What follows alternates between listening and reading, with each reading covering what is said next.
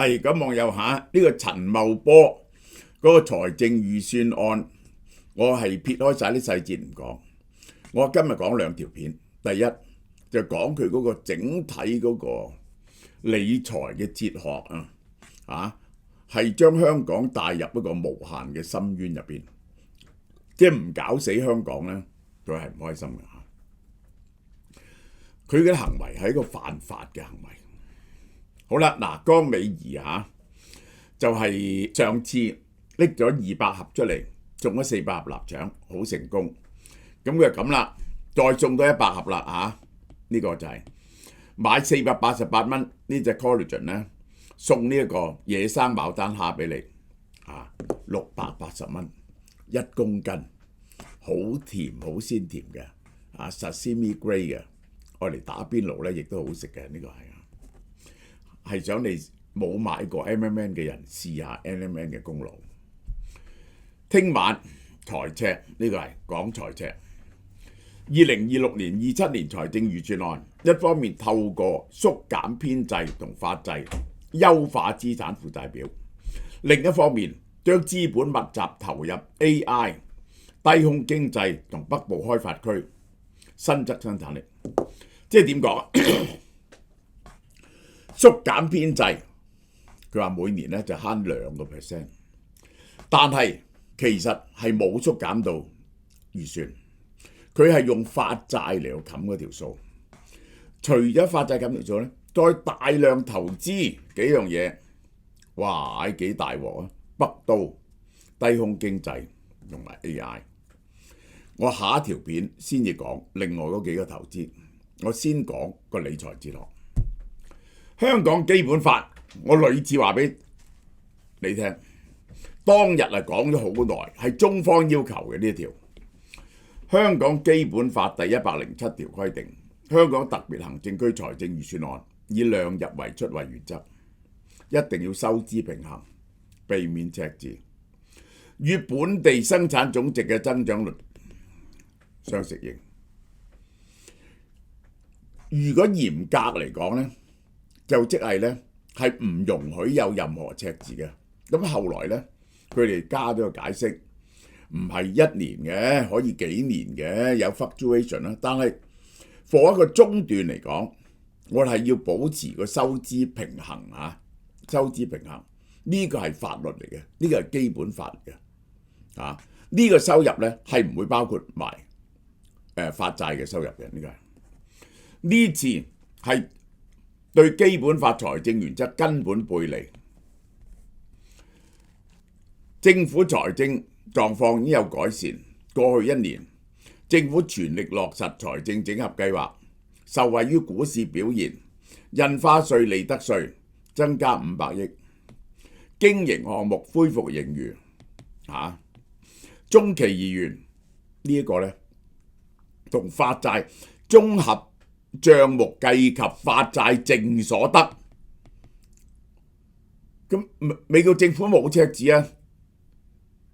美國政府原來從來都冇赤字。如果佢個方法嚟，美國政府每年嗰個赤字咧都係發債，係一定平衡嘅，唔會爭人錢嘅。美國政府係，如果學佢咁講咧，美國政府原來從來都冇赤字嘅。中期而言，經營項目保持盈餘，非經營項目繼續好高。由於基建項目係投資香港嘅未來，繼續發債，預計財政儲備增加好少。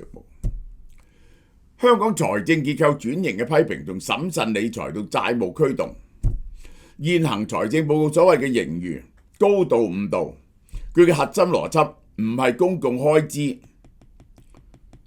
唔係開源，又唔係節流，係依靠借錢翻嚟。如果扣除發債所得呢，香港實際上處於非常嚴峻嘅結構性赤字。呢個就係好啦，我哋睇睇佢究竟係點搞。發債計為收入，所以1000億赤字就變咗29億嘅盈餘。未來5年發債9700萬億，唔計入收入係不停嘅赤字。呢個就係未計發債，大家睇下呢一堆嘅赤字，一路去到任佢噏2000年嚇，仲係有赤字。呢一個係2030年仲係有赤字。好啦，然後咧佢將嗰個發債咧個上限增加到9000億，每年累計5年後累計計發債13000億，到期還款6000億，即係咧13000億減咗6000億，即係咧淨增嘅債咧係7000億。嗱，我哋睇下每年都發債1003億、1005億、1006億、2001億、2002億、1009億、1009億，咁咧呢個係累計12000億，咁係要還翻啲錢俾人噶，咁所以咧還咗6000億，咁其實咧新增嘅債咧呢幾年咧就係7000億，呢個係咁樣咧，佢借翻嚟嘅錢咧有一半係我嚟還債同埋俾利息，呢個就係。我哋睇2025-26年啊，佢就話有綜合盈利29億，綜合盈餘扣除發債所得，發債發咗幾錢呢？1550億，還債517億，實際上1000億赤字，1000億赤字。佢將嗰個財政債務化，個財政一債務化呢，你一有呢樣嘢慣咗之後呢，你就陷入個債務危機入邊。借貸轉係收入，將借款包裝成為收入，表面詐諦有盈餘，然後根本冇錢還債，以債養債，一半嘅新發債資金我嚟還舊債，呢個唔係健康嘅資本擴張，不計唔計借錢就係赤字，計埋就係盈餘，呢個係一種化妝術。香港作為高度外向型、缺乏自然資源、冇獨立貨幣主權嘅經濟體，金融嘅穩定性係靠制度信譽同埋充足嘅財政緩衝。香港咁多年來，由呢個英國統治一路到呢一個2020年之前啊，其實喺除咗董建華嗰幾年試過赤字之外，長期都係盈餘，而且有極大嘅儲備。我哋話香港政府係最穩健嘅政府，點解要咁樣呢？係因為香港經濟咧高度倚靠外邊，冇資源，我哋嘅貨幣咧係同美元掛鈎，其實等於美元嘅代用券，自己唔可以發行貨幣，呢個係一個咁樣嘅經濟又細，係 subject to fluctuation， 係唔可以用赤字經營。如果一有好多負債咧，再有任何嘅經濟嘅 fluctuation 咧，你就可以一夜之間經濟崩潰。嗱，我舉個例，呢一個就係泰國同韓國屢次發生過嘅事，喺呢個亞洲金融風暴，呢個就係當前政策顯示出用赤字常態化嘅傾向，而唔諗下點樣止血喎。董建華嗰時咧，阿梁錦松咧即刻諗點樣止血整一個路徑出嚟。嗱，我哋去到嗰度咧就收復啦。咁於是咧，我哋嘅債咧只係去到嗰度，然後咧我哋慢慢還債，翻去呢個。我哋因為緊急時期，然後咧我哋會翻呢個正常嘅途徑。呢個咧直接削弱咗香港嗰個金融基礎，人哋對你嘅信任嘅。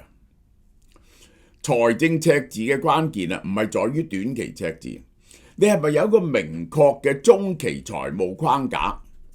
你點樣實現翻收支平衡呢？你冇可能出年就收支平衡啊！唔係，我係預備點樣嗱？嗰時梁錦松呢係縮政府預算、減薪每年 cut 幾多，咁樣嚟到令到個財政平衡翻。一個有治理信用嘅政府，一定要經過3至5年收窄數字，然後將經常性開支回復平衡區域嘅路線圖。你政府要做嘅嘢就係咁。再講一次俾你聽，香港基本法第107條，香港係最穩陣嘅地方。香港特別行政區嘅財政預算以量入為出為原則，力求收支平衡，避免赤字。一定要與本地生產總值嘅增長率相適應。嗱，呢一個呢就係18-19年嗰時咧，呢個16年開始啊，17年開始啊，林鄭大幅度增加經常性支出，喺缺乏開支削減，又唔削減開支，又唔作結構性改革，佢就將上限由7000億借錢增加到9000億。呢個決策傳遞咗極為負面嘅市場信號，佢係將債務展期而唔係財政紀律嚟到解決呢個問題。香港並不具備美元咁樣嘅儲備貨幣霸權，亦冇廣闊嘅內需市場深度作為緩衝。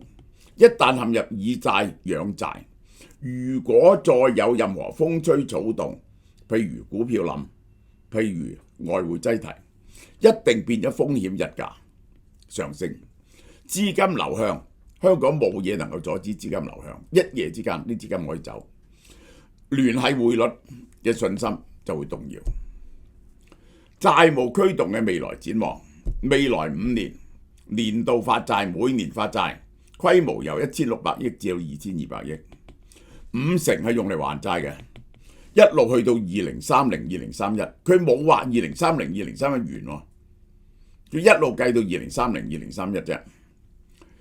我哋嘅債務變咗19.9%，債務比率喺中期財政預算，政府債務同本港生產總值嘅比例由14.4%去到19.9%。嗱，香港嘅債務咧係0嚟嘅，以前係遠低於大部分先進經濟體，你唔可以同人哋比嘅。呢個係政府發債所得只會用於基建，唔會用於政府經常開支。嗱，呢個又係誤導。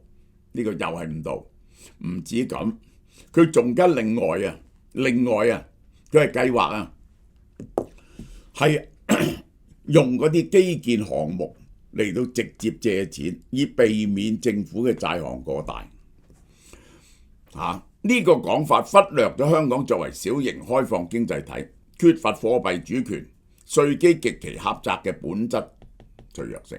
呢個就係財政儲備嘅歷史啊！財政儲備由11000億跌到5000億至6000億，喺呢度佢就係玩住佢唔跌嘅啫，靠借債已經將我哋11000億嘅儲備冇咗一半。呢個就係喺印花稅同地價雙雙疲軟嘅背景，政府經常性開支因為人口老化、公共服務需求持續擴張。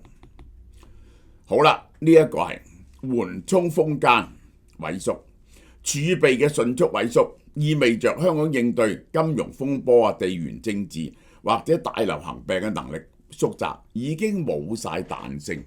即係咧，上次譬如疫情譬如19年政府可以立即紓困派糖，而家政府冇能力派糖，因為個赤字已經好嚴重。當財政緩衝空間到臨界點嘅時候呢，市場對港元聯繫匯率嘅信心不足，而且唔係經濟下行嗰陣時，政府已經冇餘力去救個經濟。呢個等於大陸地方政府嘅 situation。好啦，最大鑊挪用外匯基金，呢個赤字仲唔包括咗用外匯基金。預算案中最具爭議嘅舉措，根據外匯基金條例，唔影響外匯基金保持香港貨幣金融體系穩健嘅前提下邊，佢講嘅啫，冇人決定穩唔穩定。由外匯基金1500億分2年撥入基本工程儲備金，即係佢嗰條赤字數呢，仲唔包括呢條數。呢條數呢，就又係由第二個荷包度呢撥咗1500億入嚟。其實個真正嘅赤字數又要再大多呢1500億。呢個嗱，一開始形容非常危險嘅政策先例。面對北部都會區我下一條片會講係3-4萬億，1500億撥過去杯水車薪，後邊就只有兩個辦法，繼續由外匯基金，外匯基金冇咁多錢，然後咧北部都會區自己去借錢，就扮唔係特區政府借嘅，財政儲備萎縮，債務規模膨脹，外匯基金功能冇咗保護港幣嘅功能，市場一定質疑香港捍衛貨幣位嘅穩定、承擔系統性風險嘅能力。呢個就係打破防禦性，一路呢啲錢外匯基金嘅儲備都係要嚟捍衛港元嘅。你而家咧拎嚟起基建，打破先例，隔咗42年，再用外匯基金支持政府開支，防火牆失敗，模糊咗貨幣防禦資產同政府財政資產，即係咧政府唔夠錢就使咧，就過隔離嗰個保護港元嘅資產揞啲錢翻嚟。呢個係冇財政紀律，冇財政紀律。海外證券轉化為本地基建，呢啲咧本來有事嗰時咧，可以將海外嘅股票存款拎嚟救香港經濟，變咗落本地基建，唔知有冇錢還。喺經濟放緩背景，呢啲基建嘅未來回報率咧極不透明，唔知幾時翻，可能變咗廢紙。動搖聯繫匯率嘅基石，你話金融穩定就可以用啊？乜嘢邊個定義金融穩定啊？外匯基金由匯率捍衛者變咗起基建嘅提款機，可能導致國際市場重新評估港元資產嘅風險。而且唔係咁，佢一撥咗去，我下條話俾你聽，撥咗1500億咧，佢就用呢個做 seed money， 然後佢再借錢，嗰啲借錢係表外嘅，呢個就係現金流量表。當前嘅預算案係一份經過高度美化嘅現金流，唔能夠反映長期競爭力嘅真正損益。利用未來嘅債務同防禦性嘅老本外匯基金嚟填補經常性嘅缺口，而唔諗辦法去對付。目前嘅政策路線，利用債務粉飾盈餘，頻頻提高借貸上限，動用外匯基金支持基建，本質係對財政底線嘅瓦解，甚至係制度基石嘅拆解。公眾同市場有權質問你乜嘢授權你咁做？邊個授權你放棄長期行之有效嘅財政紀律，破壞基本法？風險界線何在？邊個人授權你將防禦性資產轉為基建嘅現金流？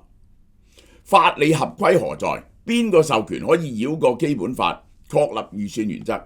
如果係咁，你叫人大釋法嚟睇下，睇人大孭唔孭得起呢個責任？香港失去引以為傲嘅財務透明同紀律，作為國際金融中心嘅最後底牌，將不復存在。好啦，嗱呢隻魚油係用挪威純正飛魚油，咁咧呢個特別有益嘅，佢就Omega-11，呢個就係魚油大升級，韓國 From Bio 飛魚油，哇！想同呢隻貓貓一樣健康，充滿活力，快啲嚟俏貓貓超市買啦！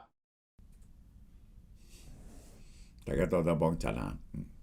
呢個賢健逆齡配方係有亞精胺 MNN 白藜蘆醇 TMG 嘅，呢個配方係天王無敵配方。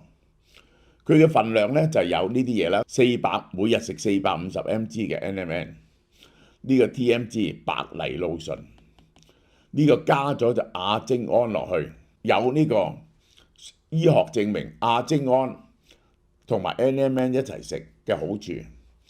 NMN 白藜蘆醇亞精胺嘅協同作用係有晒所有延長壽命嘅秘方嘅，呢個就係咁今次咧就係過咗年，咁你送一個血壓計，你買一盒就送2個呢一個按摩貼俾你，總值414蚊。